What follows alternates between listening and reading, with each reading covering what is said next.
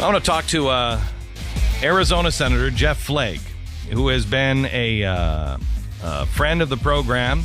I think he is a friend of the country. He is a friend, economically speaking, of the country.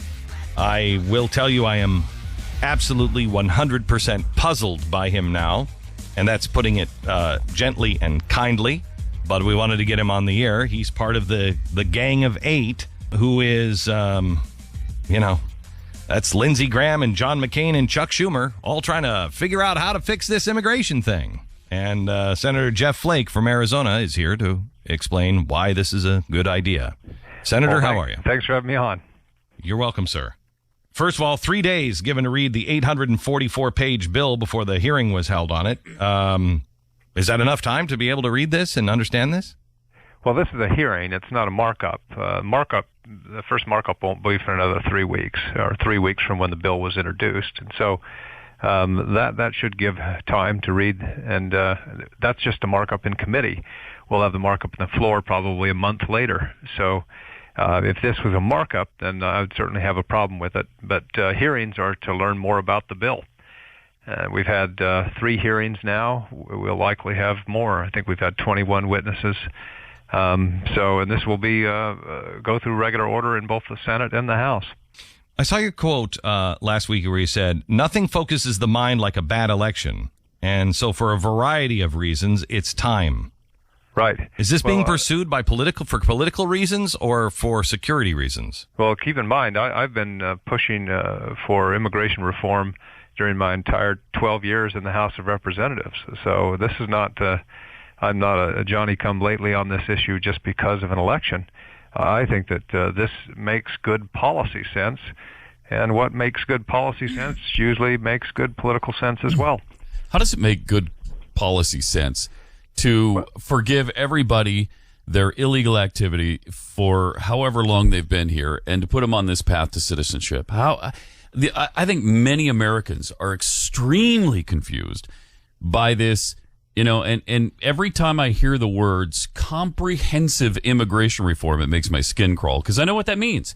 It means they're on a path to citizenship, and it means we've forgiven all their sins, and it's like the laws of our country don't mean anything, and it means that others are lining up to get in here so they too can take advantage of this because they see us as an easy mark. And beyond that, in the bill, only 90% of illegals must be stopped. I don't know why it's not 100%, but we're not even really serious about addressing the border when we have, other than Mexicans, and you know this, Jeff, other than Mexicans flooding over our border.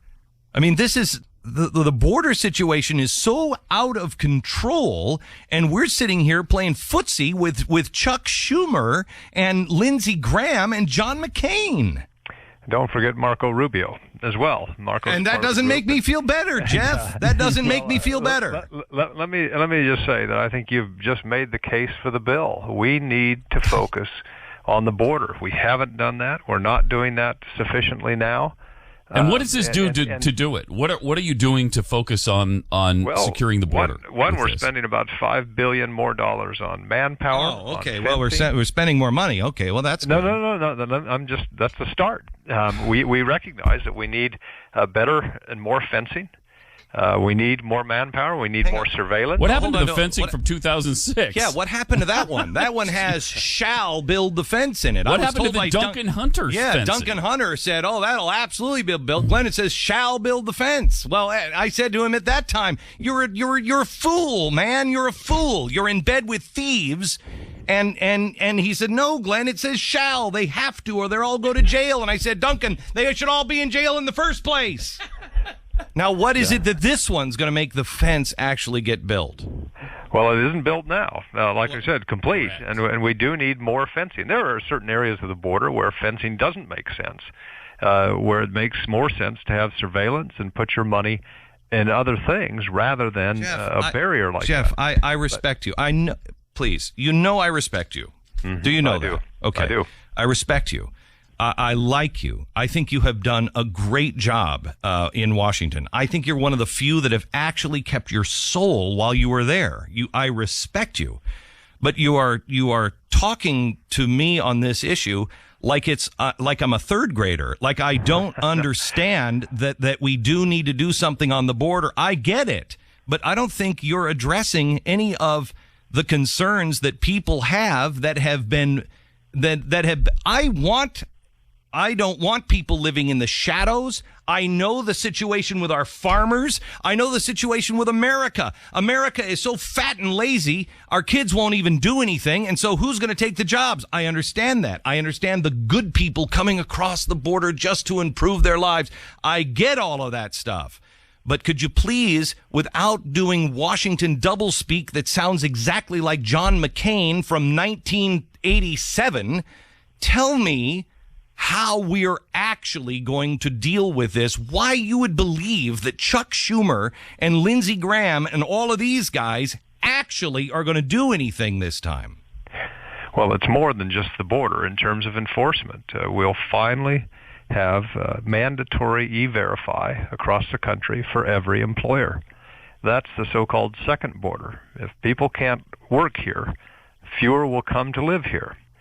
When you talk about comprehensive and how it's not a good thing in terms of enforcement, you've got to have more than just things on the border. You also have to have a legal framework for people to come and work and go home. As you said, we do have jobs that Americans, for whatever reason, will not do, and it behooves us to have those jobs still in America, particularly on the farm sector.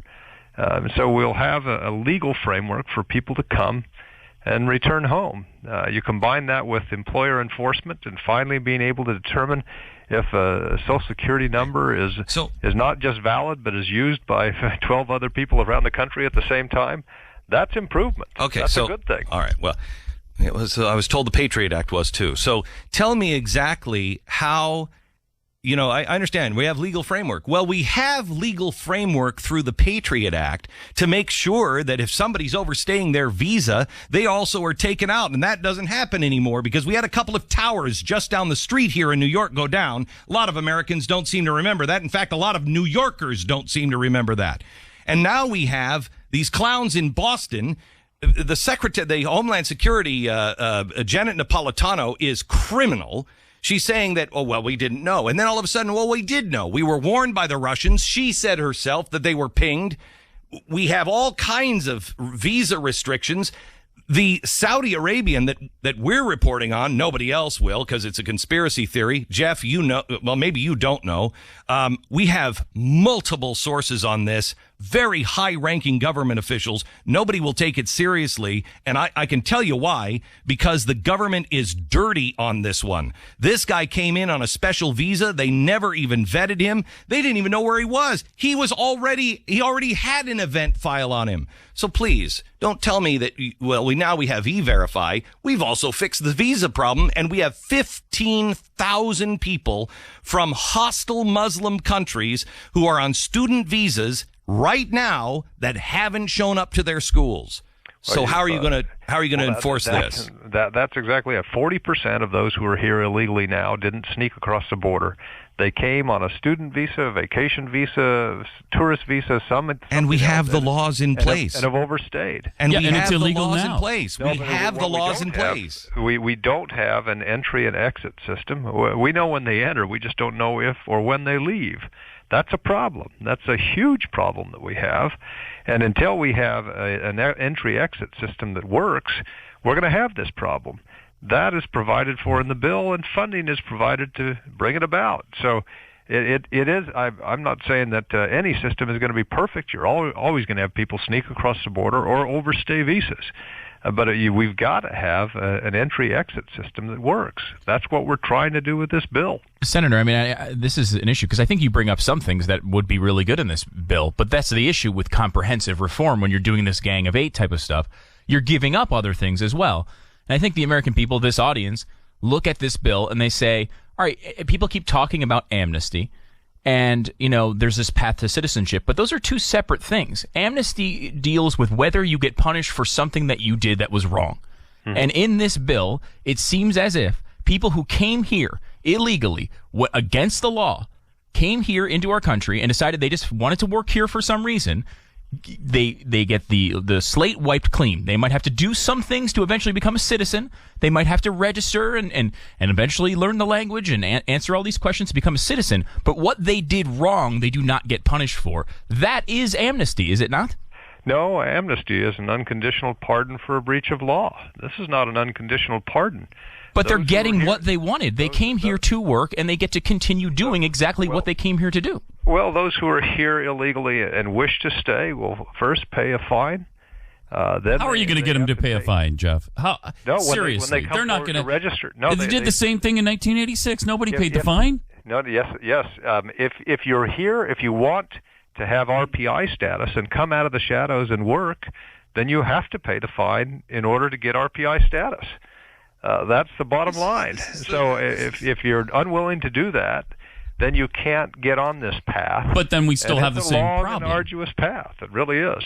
But we still have the same problem then. They're still in the shadows. No. But I submit that they will come forward. And if they're going to come forward and pay a fine of whatever it is, $2,000 or whatever the penalty is, they're all going to come forward. 20 million people, which is probably more like what it is rather than the 11 million continually reported, are going to come forward and pay a fine to get on this path to sit.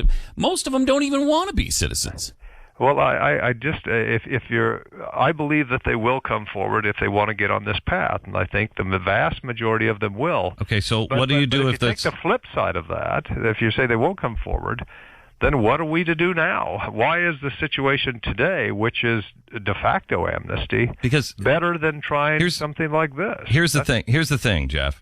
There's not a single person, at least in my audience, that believes that any of the clowns in Washington are serious about actually securing our border.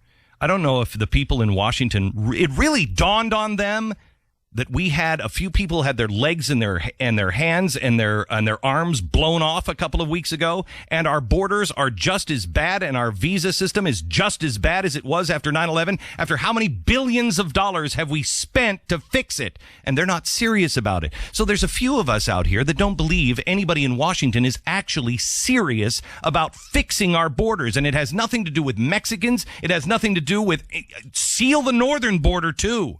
Make sure that the doors are all locked and the windows are all locked, and then we open it in an orderly way. We need new immigrants. We need new people that want to be here. We need people who want to come and be educated here and go back and make their own homeland better. We need new people. It's not about racism. It's not about xenophobia by any stretch of the imagination. We just don't believe that you're going to seal the border. Now, when you get the border fixed, then I think the people, at least in my audience, would be a little more interested in hearing about, okay, now what do we do? But what happens is you give away the damn candy store, everybody comes through, and then they don't seal it. They don't prosecute these are just poor people, and how could the federal government, how could ICE even go into those businesses and shut them down? That's awful. What an atrocious thing that is. And that's what'll happen. And you'll still have the border open. And they don't build the fence that shall be built and hasn't been. Well, let me just say that we have a lot of commerce that comes through the border right now. So when people talk about sealing the border, I'm not exactly sure what they mean. In Yuma, for example, every morning between the hours of 4 and 8 a.m., you have about 10,000 legal crossings of the border in one port, one land entry. And that's a good thing because they come and work in our fields and return home. Yes. And so what we need is a secure border. We have a better situation than we did a few years ago. It needs to be much better still. But in order to do that, you need not only reinforcements on the border and to strengthen the border, you need it at the workplace as well. And yes, when you do a bill that can get through Congress, you do make compromises. There are things that I don't like necessarily about this bill. I think the caps on the W visa are too low. I think that we're going to need more workers than we allow for in there. But we have the reality of here of only 45 Republicans and 55 Democrats. And in order to get something through the Senate that will go a long way toward fixing the border and the situation we have now, you're not going to have the exact bill that you want. But I can tell you, having worked on this issue for a long time and working on it in the House in 2006 and 7, this is a better bill. We have better elements on the border. We have better triggers than we had before. It's a much better bill and much better approach. Jeff, I will tell you, I believe you're smart enough to know that there are robbers that live in the hills and come down and cloak themselves, and you are surrounded by them. And I pray that you are awake enough to see them and to know it's sometimes better not to do business with people who are so unbelievably disingenuous and their goals do not line with yours. Their goals are not to actually do good and fix the country, but instead to destroy the country. And you know that you have those influences around you in Washington, I'm sure. If you don't, then that's another conversation. But I pray for you, and I do respect you, and there's not a lot of people that will come on the air and take this kind of line of fire and do it with grace, and you have, and I wish you the best. You haven't convinced me, but there's still time. We'll work on it. All right, Jeff. Hey, I respect you and thank you very much. I really much. appreciate it. You bet. Bye-bye. And he is one of the best senators That's what's out there so on spending. Frustrating. That's what's so frustrating. That's why He you is don't such expect a it. good You don't guy. expect it from him and Rubio, and they've been Rubio, duped I'm by this telling whole. you, something's not right with Rubio. Yeah. Maybe Although I he's been hope great. I'm wrong. I hope I'm wrong on that. They've but both been great on many things, though. Yes, they have. And have, Jeff is Yes, they in have. I think Jeff is in a class by himself. He's on one spending. He's one of the on spending. He is never moves the line. absolutely unbelievable. And like you said, he faced this fire with grace. Yep. And not a is- lot of people would. No. And not a lot of people would. But, then again, Newt Gingrich did it once. Let's see if Jeff comes on again.